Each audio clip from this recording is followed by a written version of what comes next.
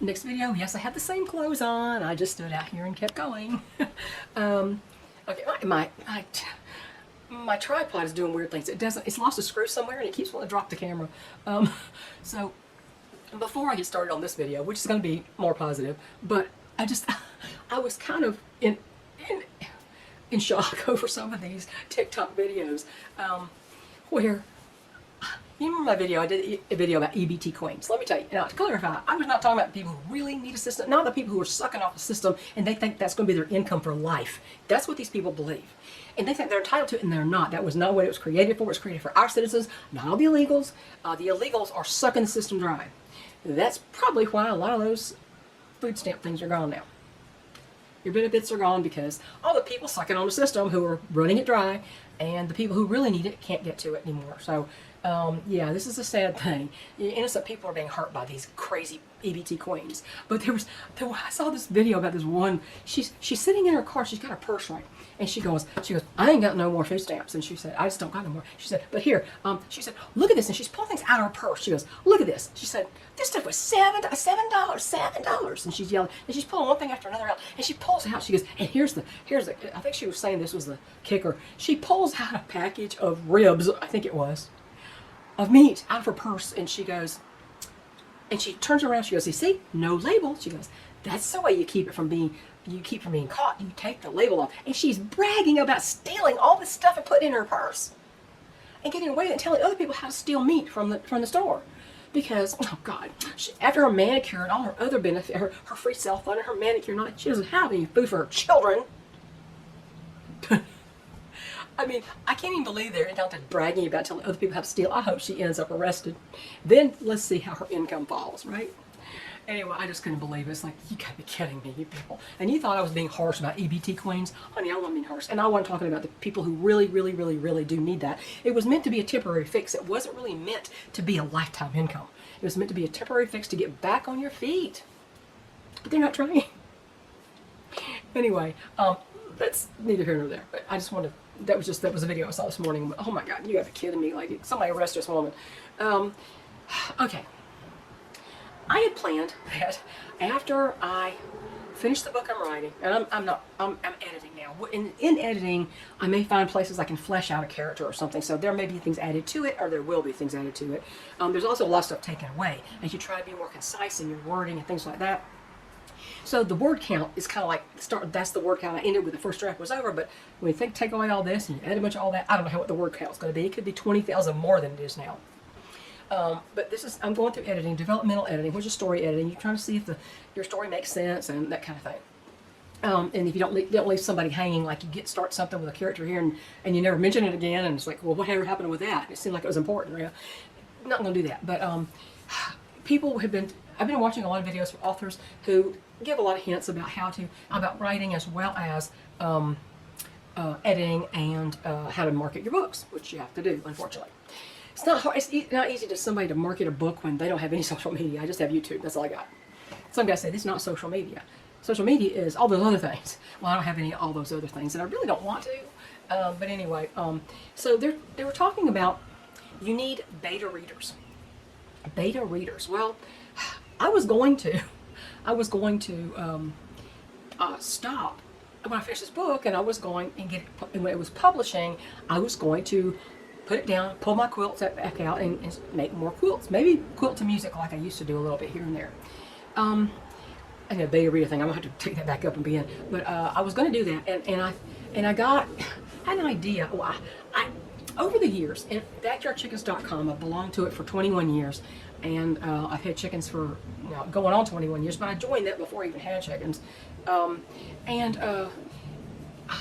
Over the course of everything, I got to be considered one of the big time experts or posters on there. I quit doing that because I got kind of tired of people saying, help me, and then when you say, this is what's going on, this is what you should do, or this is what you can't do anything, they would not want to pay attention to what I told them. They're asking the expert, supposedly. I don't claim to be an expert. They thought I was. And yet, when I told them about things I experienced and I know about, they didn't want to hear it. So you get tired of that, over time. But I kind of quit going to the emergency section, and I would go into, stay in my own threads. I've had long-running threads. I've had some that's been going on for, I don't know, probably almost the entire time, and they're still going on, a couple of them. But over time, people said, you should really write a book. You know all this about this particular issue. You should really write a book about that, about chickens in general, but about, because you have this experience, right? And also on this platform, I've had people say, you really should write a book about that. And I always dismissed it. I always said, well, but it seemed like a lot of work, really daunting to write a book. And here I am, written 2 of them. And I started thinking about it, and I thought, well, there's a lot of chicken keeping books on the market. There's Chicken Health Pan book, and there's, just keep chickens, and about small flocks, about big flocks, about commercial flocks. There's all kinds of chicken keeping and raising books on the internet, and, in the bookstores, and that you can buy on the internet in the bookstores. And I thought, well, I don't know if I want to do that. I don't know, because I don't know. But I thought, if I did, I would want it to be different than everything else. There are so many conditions and experiences that I've come across that I, and I've got a shelf full of those books, including the owner of Backyard Chickens, Rob Ledlow, my friend Rob, who co-wrote a book, Chicken Keeping for Dummies. He wrote one of the Dummy series, and I have his signed copy because he sent me one since I was a moderator. And it's a good book, and I had a lot of books. I got a lot of books. I got, I don't know, maybe 8-10 books about keeping chickens. But I can tell you one thing, and almost none of them have I heard about certain things that I've experienced. Cancerous growths on the side of under a hen's wing that I encountered one time. Bless her heart, it was awful. And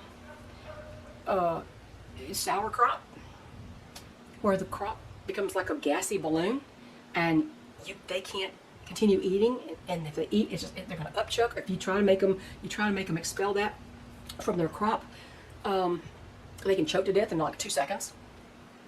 And nobody talks about sauerkraut. I mean, not that I know of. I looked, trust me. Even the Chicken Health Handbook, I don't know if I even saw more than a passing reference to sauerkraut. I'd have to go back and look. That one's on many editions. But I kept thinking, how can it be different than everything else? Because, I know a lot about certain areas, especially like reproductive malfunctions, internal laying, false laying, egg binding, you name it. Reproductive malfunctions, which are genetic and hormone based, and they're not from what you feed, what you don't feed, that kind of thing. But I've seen a whole lot of certain things, and ever since the first flock I ever had, which started out all from a certain hatchery, I'll never buy from the hatchery again because their stock sucks as far as longevity and health. But I've had experienced all this stuff, and also I've seen there's things about chickens that most people don't sit there and observe their chickens as much as I do. Some do, they do, but I've seen things that people would never believe, and I've seen things happen health-wise that I'm like, what is that? What the heck? I don't understand. Just like this was a breeder quality bird, and that's a very rare thing for one of my breeder quality birds to have any kind of issue like this. She ended up, she didn't lay for 3 years, and when she finally died, that was a long story, when she finally died, I opened her up, half of her liver was 2 baseball size, like that, literally. She was a huge hen though, so I was like, how did you walk with all that in there? And I had to consult a veterinarian. My friend Lady Hawk was still alive. Her horse vet was there. And I said, can you ask Dr. Mason what the heck this is? Because he treated her chickens, and I don't know if he had chickens, but he actually understood the science and the physiology of a chicken. He was really good at that. And so she showed it to him. He goes, you know what those are? And he told me what they were. I said, I have never heard of that in my life. What the heck? How did she keep going? Well, things like that you're not going to find in a book. Will you experience them? Maybe not. How about thyrogenous dwarfism?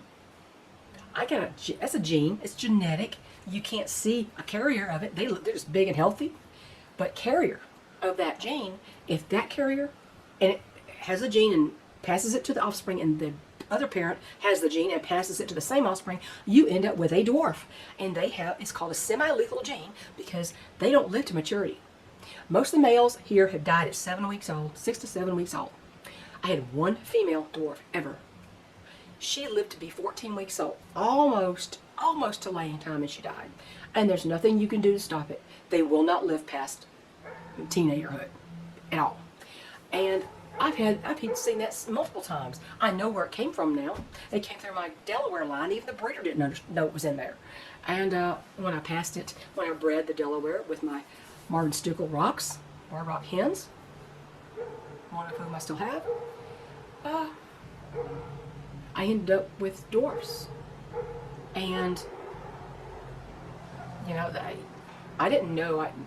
I didn't know that was going on because you can't see the gene. The animal looks perfectly healthy. And of course, Lady Hawks had a vet later. She moved to Kentucky. She moved from Kentucky to she moved from Oregon to Kentucky. And her veterinarian out there, I think it was in Oregon, he was doing coincidentally a study on dwarfism in poultry. And she had two of Isaac's daughters. And at that time, I had already been breeding with the barred rocks, and I didn't know there was a dwarf gene in there. And he said he tested her two hens that she had from me. One was a smaller body one, and one was a big girl. She called her Fatty. Her name was Fatty. That was her name. And he said, well, the first one was in Cannonball. There's a reason for that too. The smaller body one, he said she doesn't have a dwarf gene.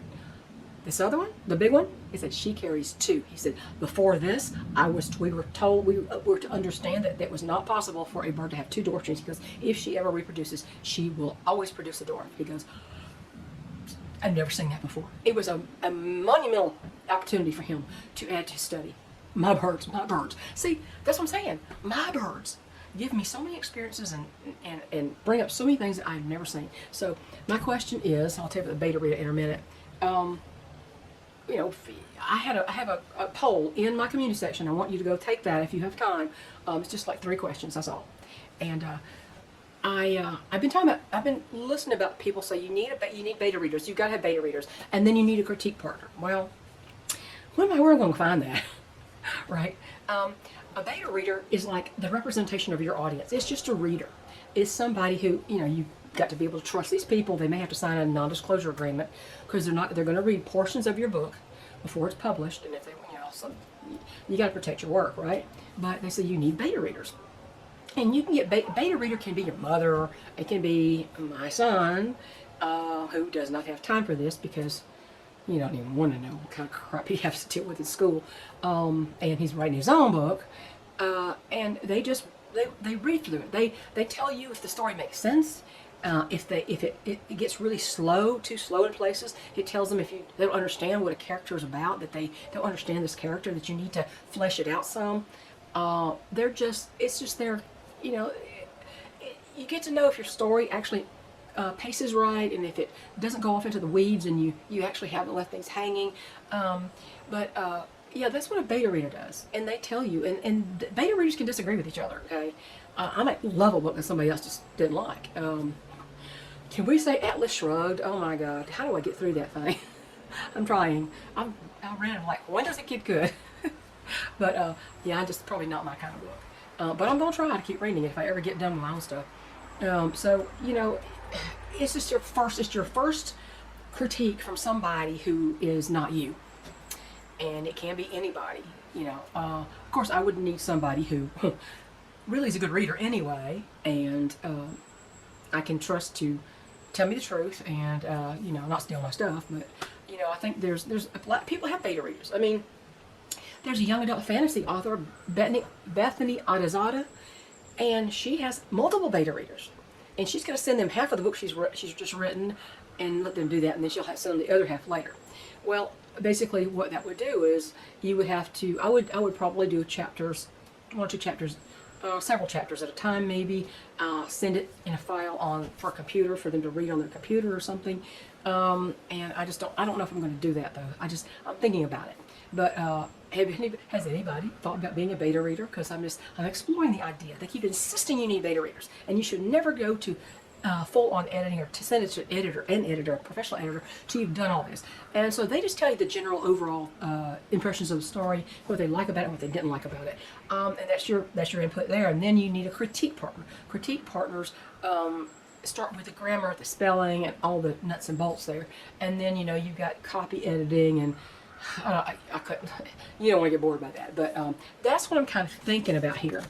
I wrote a note down here. Let me see this, what I've got in my note here. I don't want to forget to say something.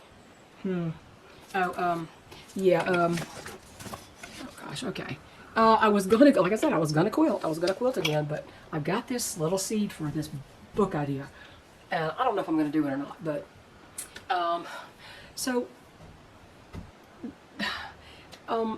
for a book about chickens, solely from my experiences, my knowledge base, and, you know, also in this whole thing is consulting with veterinarians who mostly have chickens themselves, and they know some things. They probably hadn't seen half of what I show them, but anyway, so I've got a lot of input from knowledgeable people. I had another friend, I haven't seen him in a long time, who's a PhD in poultry science.